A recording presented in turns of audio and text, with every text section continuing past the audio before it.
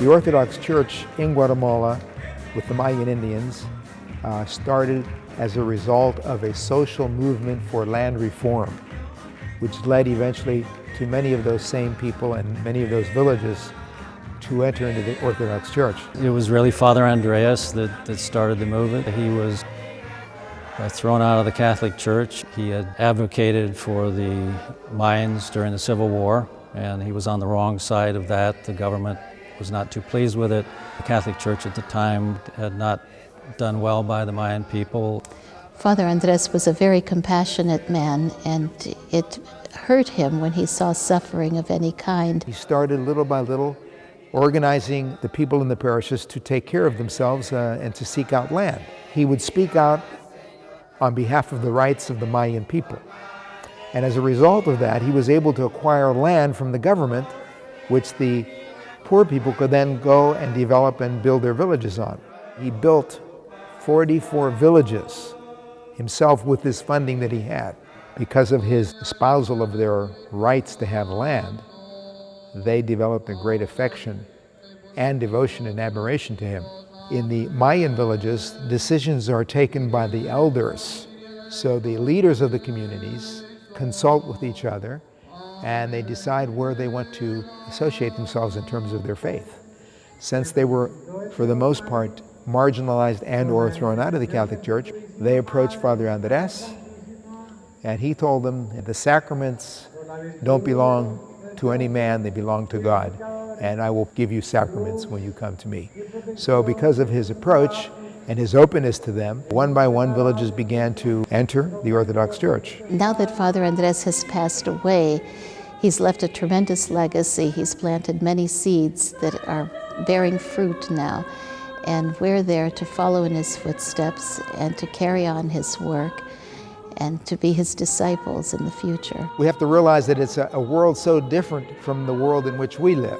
They have very few distractions. The daily life of a typical Mayan community is very primitive. It's harsh and challenging. They're all up at 4:30, 5 o'clock in the morning.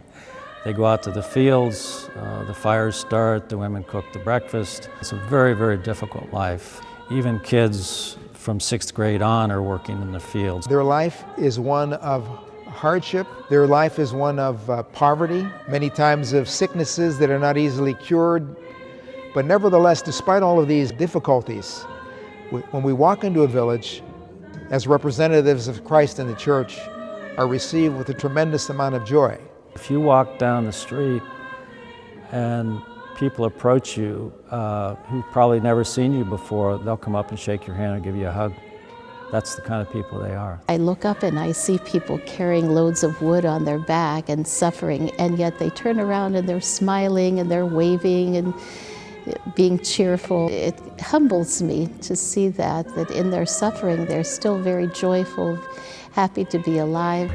Feeling the warmth, feeling the love, experiencing the joy shows you that even though they're deprived of most everything that we would have, they have this strong bond amongst themselves and this strong love of Christ, a very strong love of Christ. They love Christ, they love the church. Every day there are people filling the church, praying, singing. On Sundays they're there at least an hour, if not more, before the liturgy begins, singing, praying, and waiting anxiously for the liturgy to start. In the Orthodox Church, we don't minister only to the spiritual side of life, but we also minister to the whole person. So if a person is hungry, it's hard to teach Christ to them without first giving them something to eat. If a person is physically ill, it's hard to talk to them about having faith in God if you're not helping them in some way to meet their medical needs as well. So in the villages that we have been going to, we've been finding that there's a tremendous lack of medical care given to them. It was always Father Andres's dream to take care of the physical needs as well as the spiritual needs of his people. Of course, it hurt him deeply to see them dying of things that were preventable, and he knew that if he could build a clinic in these remote areas, that it would help hundreds, if not thousands of people to have a better life and to stay alive. First order of business was choosing a village, which Aguacate was a good village because there was a partial building there already. We had a very dynamic priest in the village that could rally the people. We knew that the villagers wanted this very badly and they were willing to work hard to make it happen. In our very first trip to the village elders said, we want to build it, we want to run it, we want it to be ours. That's why we chose that village, because that's what they wanted and that's what we want to do. The people have a very strict code of ethics by which they live amongst themselves. And if someone has a problem, if a house it needs to be rebuilt, the villagers come together and then they will help out the neighbors. So the communal feeling is very strong. One of the things that they're not afraid of is hard work. We took the plans and we said, what we have to do is take the second floor off of the storage building in the back. When I woke up the next morning, I saw the men coming out of the hills. They swarmed this building. It was unbelievable to see the top of the building disappeared in about 4 hours with all of these men taking this building apart. And they were hauling it away. And I said, where is the building going? Are they just going to throw it out in the dump? They said, oh no, they're building another building with the materials they took off the top of this one down the street. So in one day, they took the top off of one building, built a second building, and we're ready to construct the clinic with the whole village helping. That's what this village is all about. Aguacate is 20 minutes from the border of Mexico, but there are no hospitals nearby and there are no clinics nearby. There's just a health post, but it's pretty much abandoned. A nurse comes that's sent by the government maybe once a month and she might give some injections, and that's it. There is within the village a healthcare worker who's had a minimal amount of training. She's a 19-year-old girl. Her name is Juana. So if you get sick in Aguacate, or if you need a tooth extracted, or if you need a wound stitched up, or if you need your blood pressure taken, or if you need a pill or an antibiotic, you have to go see Juana. You know, there's no emergency treatment whatsoever available nearby. Other than that, there's virtually no care. If they need anything more than that, they have to go to Mexico, which is 2 hours away by bus, if they have the bus fare to go there. And if they go there, they have to pay up front for an evaluation, and then if they need medicine, testing, anything, they have to pay for that as they go.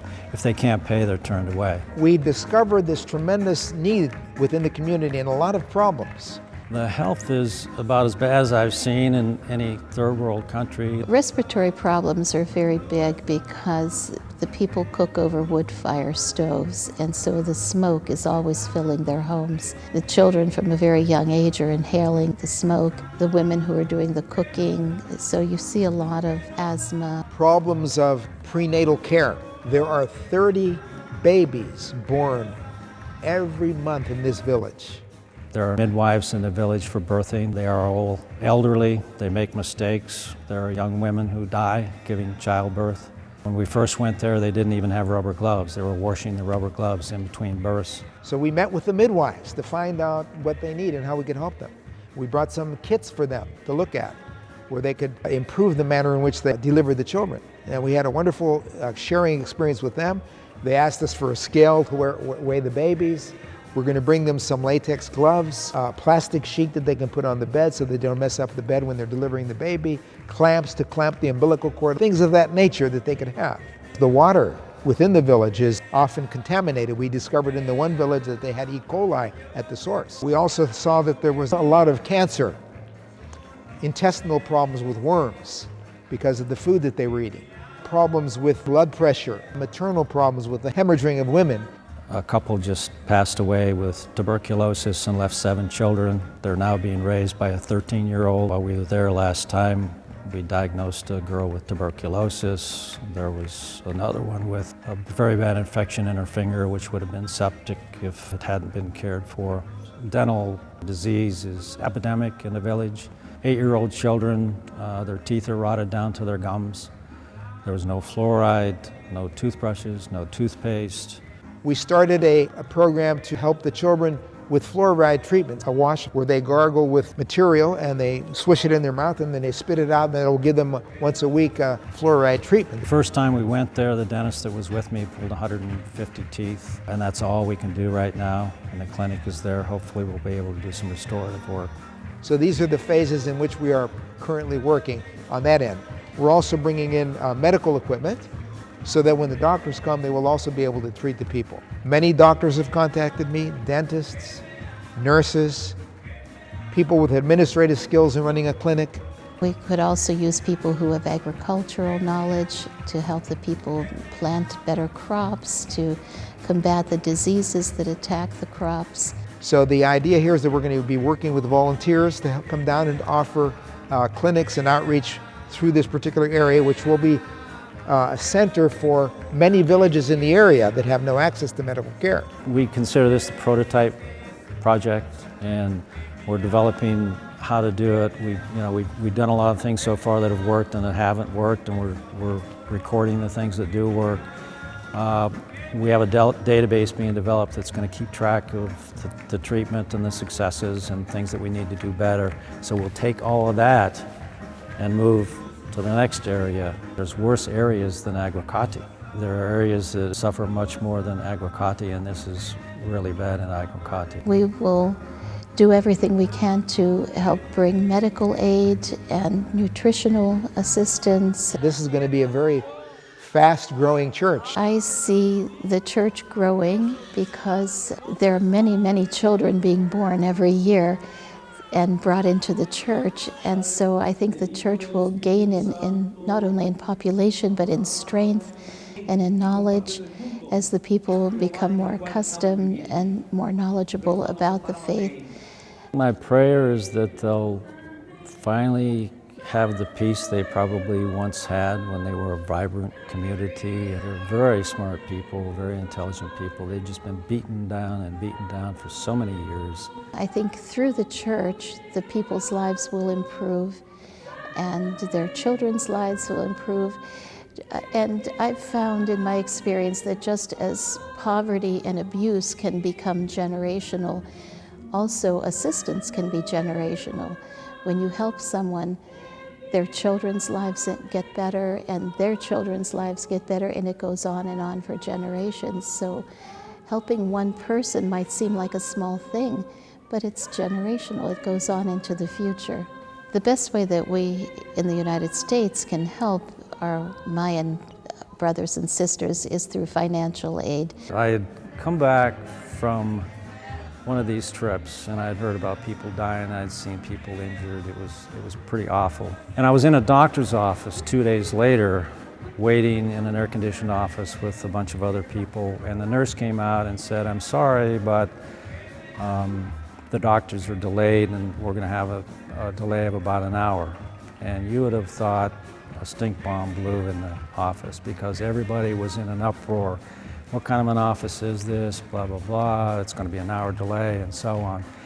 And I just come back from the village, so my temper went up. And I stood up and I gave them all a lecture about how lucky they were in an air-conditioned office, reading magazines, their insurance is going to cover it. I said, I just came from a village where people are dying.